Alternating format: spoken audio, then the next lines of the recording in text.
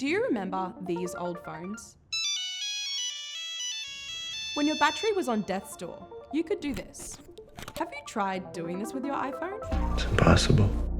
Well, things are changing. Have you noticed the new iPhone has a different charging port? Why is that? You guessed it, regulation. We're bringing USB-C to iPhone 15. The European Union requires all smartphones sold within its borders to adopt a common charging standard, which turns out to be USB-C and not Apple's proprietary Lightning port. But what does this have to do with changing the battery in my iPhone? Well, the Europeans have been busy. They've been setting the global agenda to make it easier to repair products as well. A recent vote on important draft legislation will have an impact on how manufacturers design and support their products, just like this low-key but important switch to USB-C on the iPhone. These changes to the law also share similar goals: consumer choice, convenience, and reducing e-waste. So let's get into the consumer movement behind these changes, the right to repair. So, what is the right to repair? Let's ask a legal expert from Griffith University. Put simply, the right to repair is all about consumers being able to get their own products repaired at a competitive price with the repairer of their choice, or to repair the products themselves. What this means is that manufacturers should be made to make their spare parts, repair and service information and tools available to those people themselves or their repairers.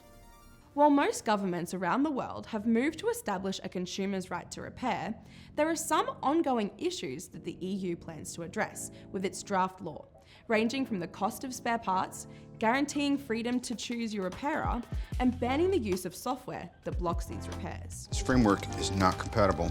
To show how excessive the cost of spare parts has become, advocates showed the European Commission real-world examples, like the cost of replacing a control board on this washing machine that only costs €984 to buy.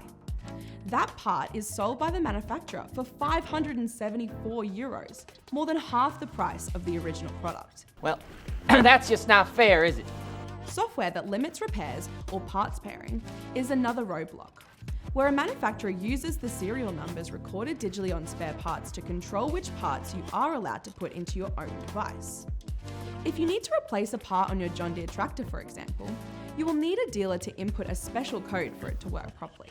Replacement parts used to fix white goods need to be calibrated by expensive manufacturer software that's not widely available. Until recently, if you wanted to fix your iPhone by yourself, you had to call Apple to match the new part to your handset. It was a tedious process that has been changed, but the need to verify repairs through them remains in place. Manufacturers defend this practice on safety grounds, claiming it is to protect consumers and ensure the quality of their own products. But in practice, it limits a consumer's choice. Third-party repairers cannot harvest genuine parts from broken products to stockpile because of this practice.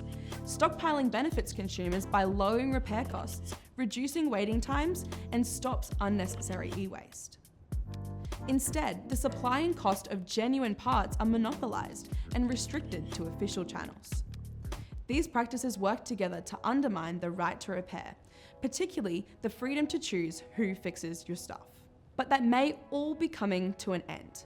The European Parliament just approved a draft law requiring transparent and fair pricing on repairs and spare parts, as well as a ban on software blocks.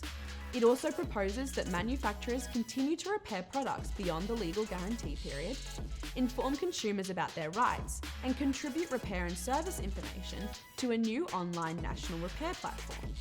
The timeline for when this new law gets passed is unknown, but manufacturers are on notice that the right to repair exists and they have obligations to consumers. So when you look at your new iPhone 15, you're actually seeing a glimpse of the future. We might start to see products that are easier and cheaper to repair, letting you keep it for longer. What do you think about the right to repair? Let us know in the comments. Do you want help repairing your broken stuff? Come down to one of our repair cafes by checking out the Australian Repair Network website for upcoming dates.